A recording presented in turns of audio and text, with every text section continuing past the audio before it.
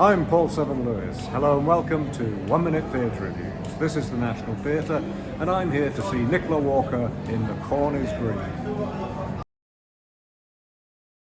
The Corn is Green is a production that's worthy to stand alongside the best in the history of the National Theatre. It seems almost a bonus that it features a star performance from Nicola Walker. It's set 100 years ago and an Englishwoman, Miss Moffat, arrives in a Welsh mining village. It's her mission to educate the children.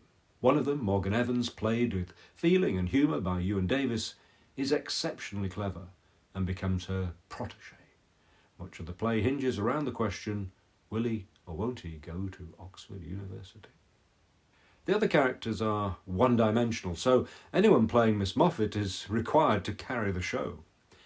Now, in the past, the part has attracted some big guns. Sybil Thorndike, Ethel Barrymore, Betty Davis, Katharine Hepburn, Deborah Kerr. Big shoes to step into.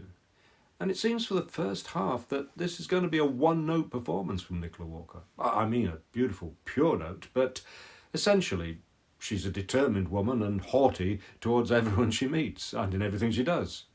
But then, as she becomes more emotionally involved in making Morgan a success, a throatiness and slight hesitation invades the previous stridency. It's a subtle, powerful performance.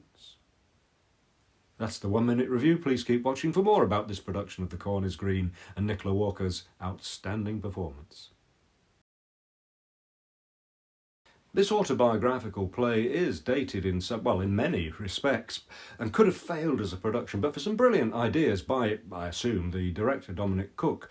First, he introduces the author, Emlyn Williams, played by Gareth Lloyd, onto the stage, giving stage directions and in that sense showing he's both telling a story and that the story is very much about him.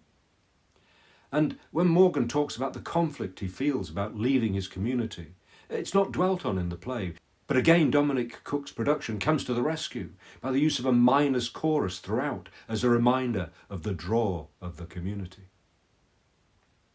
The play opens with a 1930s ball shown in silhouette behind a curtain. A man steps out from it to the front of the stage, and we soon realise this is Emlyn Williams, and he begins to write his semi-autobiographical play on a typewriter and creates the characters and the story before our eyes. We're back in a Welsh mining village in the early 20s. A group of miners sing in Welsh. The great Bill Deemer choreographs the moments of dance. And we meet some of the characters, the village children who only speak Welsh, and the English who stand above and apart from them, showing contempt for the people they regard as savages. The characters are amusing but fairly one-dimensional. Richard Lynch is the saved Christian Mr. Jones, who is Welsh but subservient and with red-faced passion bubbling under his proper exterior. The dim, nervous Miss Rombury, played by Alice Orr Ewing, and the even dimmer landowner that she loves, simply known as the Squire, and played by Rufus Wright. Then Miss Moffat appears. She wants to educate the children, which partly means teaching them to read and write, English, that is. The play addresses this and other racist attitudes towards the Welsh as a bit of a joke, I'm afraid. Morgan starts as a cocky leader of the boys. All the boys are played by adults, by the way.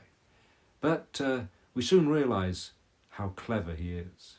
And he becomes Miss Moffat's star student, and she's tyrannical in her determination to pursue her ambitions for him without care of any enemies she might make. At first the actors mime on a set designed by ULTZ that is blank and black with minimal props, perhaps indicating the emptiness of the prospects of these people who start down the mines at age 10. Now, I don't want to spoil the surprise, but the set design is gradually populated with more detail, and when you come after the interval, the curtain goes up on a transformation. Just as Miss Moffat has become emotionally engaged and prepared to compromise to get her way, Morgan has become educated and committed to leaving for a wider world, and so the set becomes a naturalistic room full of colourful wallpaper and detailed furnishings. Sure, The Corn is Green is sentimental, patronising and not overly challenging, but it's also heartwarming and a hymn to the power of education. I give The Corn is Green 4 stars. I hope you enjoyed this review, or at least found it useful. If you did and you'd like to be the first to see my future reviews, please subscribe. If you like to read, my reviews can be found at 1minutetheatreReviews.co.uk.